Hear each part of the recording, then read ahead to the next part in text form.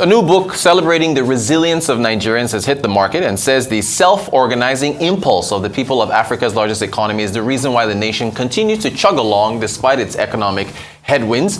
Nigerians, a self-organizing people, celebrates the innovation of the citizens of the most populous black nation on earth. And we're joined by the authors of the book, Dr. Andrew Nevin, who, of course, in Abuja studio, and the chief economist partner for PwC Nigeria. And here in Lagos, Rufai Oseni, co-host of our flagship morning show. Dr. Nevin is going to join us any second. Now, Rufai, we'll start with you. How does it feel being a guest, first of all? Feels weird. It feels weird. What was the inspiration behind penning this book? All right, so we wanted to celebrate the things that were happening good about Nigeria. I mean, we talk about everything that is bad. But you see, despite the things that are bad, which is largely caused by the government side of things, a lot of Nigerians are innovating and doing great things. Yeah. And we postulate in the book that the reason why Nigeria is not a failed state yet, despite all the stats and indices, is because Nigerians are doing great things and cut across every sector. Look at entertainment, Nollywood, for instance, Nigerians built that entertainment industry out of nothing. Predominantly came on the heels of a very successful movie called Living in Bondage in the early 90s. Kenneth Okonkwo, Andy, popularly played that role. And since then, we had an home video industry that just kept on growing. And the numbers are great. And government is finally trying to catch up with them by providing subvention and all of that. Look at the music industry. Out of nothing, people decided to push Nigerian music. And kudos to the likes of Keke and D1 that did a lot of work in that, when there was a certain station, and they had a provision through Kenny's Music for Nigerian acts. And look at the Nigerian music industry today. Look at how much it's worth. Those are the things government ought to do. But since Nigerians are stepping in place and doing those things, look at the manufacturing sector.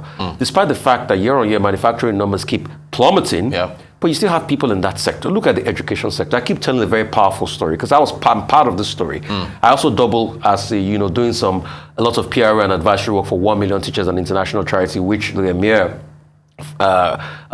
Sanusi, is part of us and all of that. It was started by a very good friend of mine called Akim Subar. Akim had a problem in his locality. He couldn't find a good school for his child to go to in Oshogbo. And guess what? He built his own. He built his own school. Rotus, about 10, 15 years ago, I taught in that school. I used to teach 6-year-olds how to speak properly, how to, enunciate their ideas, public speaking and all of that. And it was the joy of my life doing that. And guess what he did? Afterwards, he built a platform for teachers to be able to get teacher training skills called 1 Million Teachers. Today, they've trained millions of teachers, all over the world. Rwanda, Nigeria, other African countries, and across the world. Today, they have a partnership with Queen's University in Canada, to be able to train teachers. And if you go to the portal, a lot of people are partnering with 1 million teachers as regards that. So those are the stories we're telling. We are saying, yes, government has dropped the ball. Let's not deceive ourselves. From our research work, year-on-year spending kept on reducing over the years in Nigeria, and it's still reducing. If you benchmark Nigeria with other countries in the world, Nigeria has one of the lowest governmental spending to people. But people are doing great things, and that's what we're here to celebrate. Great stuff. Okay, we have Dr. Andrew Nevin with us in our Abuja studio. Dr. Nevin, so what was you tell us about your inspiration as well to co-author this book with Rufai? And other people. Well, I mean, I came here first in 2008. I moved here in 2012, was doing my job. Every time I went back out of the country, all I was hearing was a negative narrative about Nigeria. And yet when I was here, as Rufai says, I mean, we are confronted, every day I was confronted with people who were doing amazing things with very little, trying to solve big problems. And they didn't have to take on solving these problems, but they were just doing it in different ways. And that was the genesis of the book. So I started talking to different people, including my brother Rufai. Eventually 6 of us came together to write the book, 3 Nigerians, 3 foreigners, 3 women, 3 men.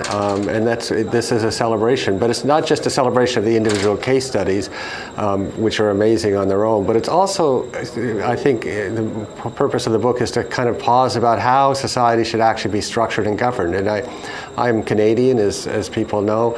I mean, we tend to look to the government to solve all the problems, but the book really should make you think about what is the best way of organizing, and particularly if you think about the resilience of societies in the face of the COVID pandemic. I think a more resilient system is one that's driven by this self-organizing impulse. So I think Nigeria actually has something to teach the world about governance, which may be surprising to some people. Thanks for that, Dr. Nevin. Rufai, for Nigerians that read this book that are facing economic struggle, Is there a message there for them to push on? The message is the can-do Nigerian spirit, which I'm not oblivious of. And that's why I keep saying Nigeria is the best kept secret in the world. Yes, I have news stories I have to comment about every day that talks about Nigeria in the light that, is not showing the kind of potential and greatness we ought to show as a country. I will not spare that. I will not spare talking about the challenges, but I also see the possibilities, and I enunciate that every time. For Nigerians going through the economic struggle, it just shows that there's a resilient spirit. There's something you can do inside of you. And despite the challenges, you can still create something. I know that's hard. I know you have problems of multiple taxation. I know you have many other societal problems. But there are people that face the same challenges that have created something long-lasting. And the book is also a clarion call on the government to be able to harness and join a resource with small businesses. Because check all over the world. It is small businesses that catalyze the prospect of any nation. Look at Korea, the Shaibos. Look at Germany, the Mittelstaats. Look at them all over the world. These are small businesses that would drive revenue for the country, that would employ people and the likes. So Nigerians should keep innovating, should keep being nimble, with any resource they have to be able to innovate. But the government too should crystallize efforts with them. But most importantly, they should also remember that it's not a hopeless case despite the challenges that we will overcome, but we have to self-organize. And look at the amazing stories we're telling.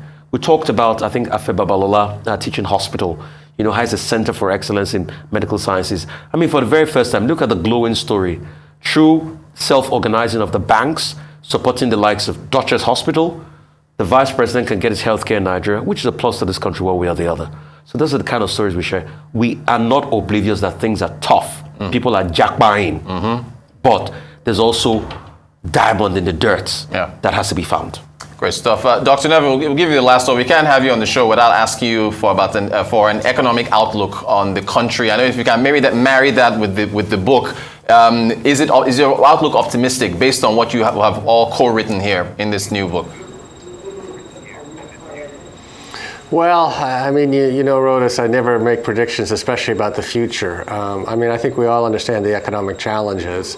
I guess what I would say at this stage is that the system we have in place, the economic management system we have in place, is in a sense, it's coming to an end. I mean, the oil structure, the fiscal structure can't survive.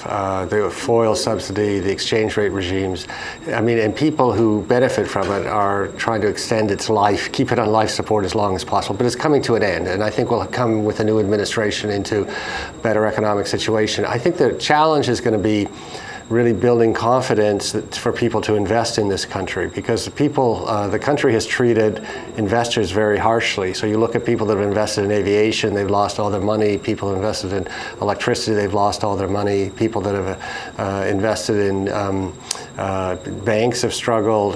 Oil and gas even has struggled as the production has gone down. So we're not going to magically rebound in 2023, but I think we'll be able to build the foundation for it. But in terms of raw numbers, I think we'll continue certainly in 2023 bumping along at 3 or 4% headline GDP growth, not nearly the rate we should be growing. We honestly should be growing 10 or 12% at least. So I think we're going to have another tough year. But I am optimistic in the medium term for the country for all the reasons that Rufai cites. I also really like what you see around the country in terms of many governors stepping up to do better things. I think the diaspora is not just an amazing economic force, but it's also becoming a political force, both at the national level and at the state level, forcing for change.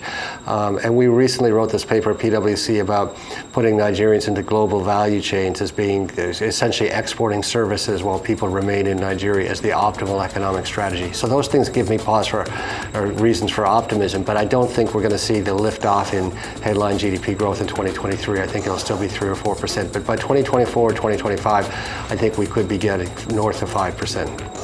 Great stuff. Nigerians, a self-organizing people, are thanks to Dr. Andrew Nevin over in Abuja and Rufai Oseni here with us in Lagos. That's going to do it for the Global Business Report.